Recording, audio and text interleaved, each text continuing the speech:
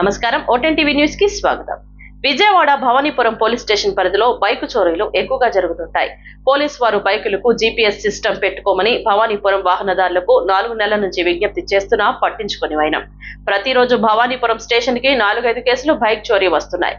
దీంతో పోలీసు వారు వాహనదారులకు జీపీఎస్ పెట్టవలసిందిగా వాహనదారులను కోరుతున్నప్పటికీ పట్టించుకుని వైనం. దీంతో నిన్న రాత్రి Bhavanipuram police station CI Umamaheswara Rao ఆదేశాల మేరకు క్రైమ్ ఎస్ఐ ఆనంద్ కుమార్ సిబ్బంది నేతృత్వంలో సితారా సెంటర్ లో బైకులకు చైన్స్ వేసి తాళాలు వేశారు.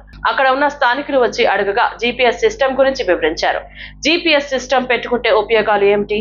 ఈ బండి ఎవరైనా చోరీ చేస్తే ఆ బండి ఎక్కడ ఉంది, చోరీ చేసిన వ్యక్తి ఆ బండిని ఎంత స్పీడ్ లో నడుపుతున్నాడు, ఏ ప్లేస్ నుంచి ఏ ప్లేస్ కి వెళ్తున్నారు అనేది మొత్తం చూపిస్తుందని వివరించారు. మీరు ఎంతో కష్టపడి కొంత డబ్బులు కూడబెట్టుకుని ఫైనాన్స్ లో మీరు బండి కొనుక్కుంటారు. ఆ బండి చోరీ అయ్యి ఆ బండి 3-4 నెలలు కనపడిపోతే మీరు ఎంత బాధపడతారు? ఫైనాన్స్ కంపెనీకి కూడా మీరు డబ్బులు కట్టరు. దాంతో ఫైనాన్స్ కంపెనీ వాళ్ళతో గొడవలు. ఈ ప్రాబ్లమ్స్ ఏమీ లేకుండా మీ బండికి జీపీఎస్ సిస్టమ్ పెట్టుకుంటే మీ బండి చోరీ అయిన వెంటనే తెలిసిపోతుంది అని వివరించారు. అందరూ వాళ్ళకి జీపీఎస్ సిస్టమ్ పెట్టుకోవాలని సూచించారు. 7 గంటలకో వచ్చి మేము చేస్తున్నాం అని ఆటోలు వేసుకొచ్చాం. ఆటోల్లో బళ్ళు వేసుకెళ్ళాం. అయినా మీలో ఎవరో వస్తున్నారు, బళ్ళు తీసుకెళ్ళిపోతున్నారు, కానీ ఎవరిలో మార్పు రాలేదు. మీరంతా డ్యూటీలకు వెళ్ళి రాత్రి 10ంటికి వస్తున్నారు. ఆ విషయం మీ అందరికీ ఎవరికి తెలియట్లేదు. కాబట్టి ఒకసారి మీ అందరికి తెలియాలనే ఉద్దేశంతో నేను చైన్ వేసాను. రేపు పొద్దున డీటెయిల్స్ బిగించోడు 10 గంటలకి వస్తారు. మీరు బిగించుకోండి అందరూ. చెప్పేదేనండి. ఫస్ట్ తారీఖు వచ్చేటప్పుడు వచ్చాను అనుకో, ఇంకా జీతాలు పడలేదు అంటున్నారు. నేను 10వ తారీఖున వచ్చాను అనుకో, ఇప్పుడు దాకా ఎందుకుంటే సరే అప్పుడే అయిపోతాయి అంటారు. సరే సోమవారం ఎప్పుడో వచ్చాను అనుకో, మేము శనివారం పేమెంట్లో సార్ మాకు ఇప్పుడు ఎక్కడ డబ్బులు వస్తున్నాయి సార్ అంటున్నారు. మరి ఎప్పుడు బిగించుకుంటారు? నేను ఎప్పుడు వచ్చినా సరే మా దగ్గర డబ్బులు లేవంటే సరే చూడండి, వీలైనంత వరకు అన్ని చోట్ల ఇలాగే నడుస్తుంది. వీలైనంత వరకు మీ బండి వరకు మీరు జాగ్రత్త తీసుకోండి.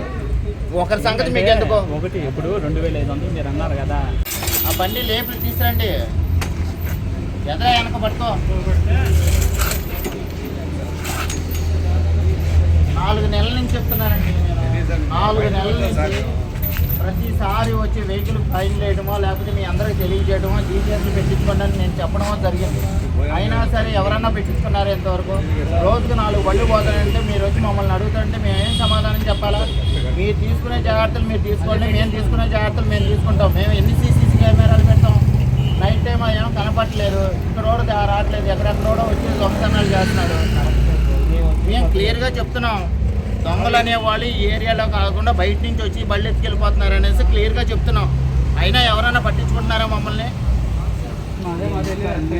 ఆల్రెడీ చెప్తున్నాను కదా, నేను చెప్తున్నాను. రేపు పొద్దున వస్తారు, రేపు పొద్దున 10 గంటలకల్లా జీపీఎస్ బిగించే వాళ్ళు వస్తారు. మీరు జీపీఎస్ బిగించుకొని మీ బళ్ళు మీకు వదిలేస్తాను. రోజు ఇలాగే చేస్తాను. ఒకటి గుర్తుంచుకోండి, జీపీఎస్ వాళ్ళ ఉపయోగాలు అన్నది కూడా మీకు మళ్ళీ చెప్తున్నా. బాబు మీరంతా ఇటువంటి బాబు మీరంతా జీపీఎస్ వలన ఉపయోగాలు ఏంటి అన్నది కూడా మీకు తెలియాలి. నేను ఆల్రెడీ మీకు చెప్తున్నాను. ఎవరికాళ్ళే డ్యూటీలకు వెళ్ళిపోతున్నారు మీకు తెలియట్లేదు. జీపీఎస్ బండి ఇక్కడ ట్రాకింగ్లోకి రాగానే మీకు సౌండ్ వస్తుంది. మళ్ళీ ట్రాకింగ్లో ఇక్కడ నుంచి పార్కింగ్లో కానీ బండి తీసామంటే సౌండ్ వస్తుంది. బండి ఎటే వెళ్తుంది, ఎటు వస్తుంది అన్నది కూడా మనకు మూమెంట్ కనపడుతూ ఉంటుంది. బండి ఒకవేళ వెళ్తూ ఉండంటే మీ బండి వెళ్ళిపోతుంది అన్నది తెలిసిందంటే కావాలన్నా ఇంజిన్ కూడా మన సెల్ ద్వారా ఆపరేటింగ్ చేసి ఇంజిన్ ఆపేయచ్చు. ఒకవేళ నందిగామ వైపు లేకపోతే ఏలూరు వైపు వెళ్తుందనుకో, మన పోలీస్ స్టేషన్కి వచ్చేసారు సార్ ఇట్లా బండి ఇట్లా మూమెంట్ చేస్తుంది, ఎవరు ఎత్తుకెళ్ళిపోతున్నారని అంటే గబల్న ఆ ఏరియా పోలీసులకి చెప్పి గబల్న మనం బండిని ఆపి దొంగను పట్టుకోవడానికి ఛాన్స్ ఉంటుంది. ఈ జీపీఎస్ కూడా ఎవరికీ కనపడదు, బయటికి కూడా కనపడదు. ఏ కనపడని ప్లేస్లో పెడతారు. ఏ బండికి జీపీఎస్ ఉందో ఏ బండికి జీపీఎస్ లేదో తెలియదు. బండి ఎక్కడ ఒక ఆలో తీసుకెళ్ళి ఎక్కడ పార్కింగ్ చేసినా ఆ ప్లేస్లో కూడా కరెక్ట్ ప్లేస్ పాయింట్ చూపించాలి. అర్థమైందా?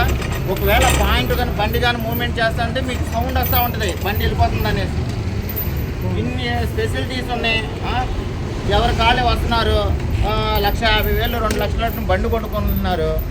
ఆ ఫైనాన్స్ వాళ్ళు బండి పోగానే ఎఫ్ఐఆర్ వేసేయండి, మా బండి ఎత్తికి పెట్టండి అని అంటారు. మీరు తీసుకునే జాగ్రత్తలు మీరు తీసుకొని మేము తీసుకునే జాగ్రత్తలు మేము తీసుకుంటున్నాం.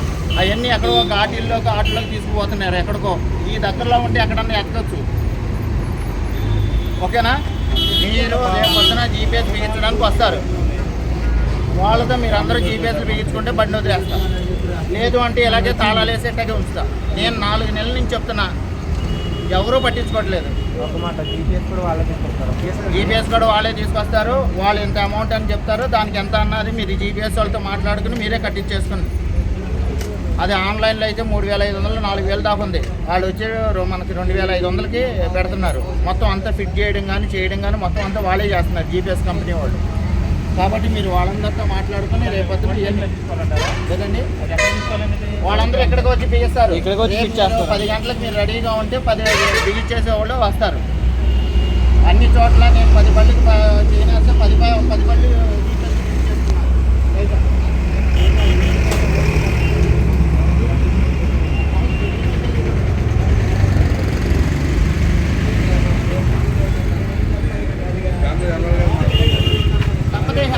ఎక్కడ ఏ ఏరియాలో పెట్టారు అంటే చెప్పేదానండి. పెట్టారు అంటే ఏ ఊరు మీది? ఎవరైనా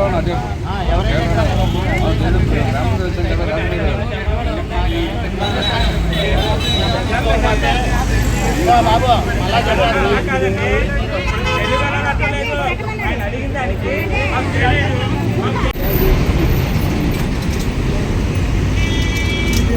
దాని తాళాలు ఎక్కడని అమ్మా?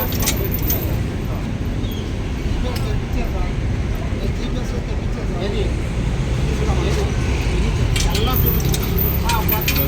మీరు చెప్పిన తర్వాత నేను కొంత మన ఆఫర్లో పెట్టించాను, వచ్చింది. తీసుకోలేదు కదా, తీసుకున్నాక వదిలేస్తా. బాక్స్ తీసి మళ్ళీ చూపిస్తాను, నాకు వదిలేస్తాను, నేనే వదిలేస్తా. బాక్స్ తీసుకుని డీటెయిల్స్ బిగించుకోను.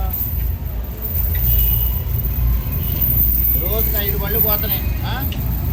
4 నెలల నుంచి చెప్తున్నా జీపీఎస్ బిగించుకుంటాను. 4 నెలల నుంచి చెప్తున్నా. ఎవరన్నా ఒక్కలాంటి బిగించుకున్నారా?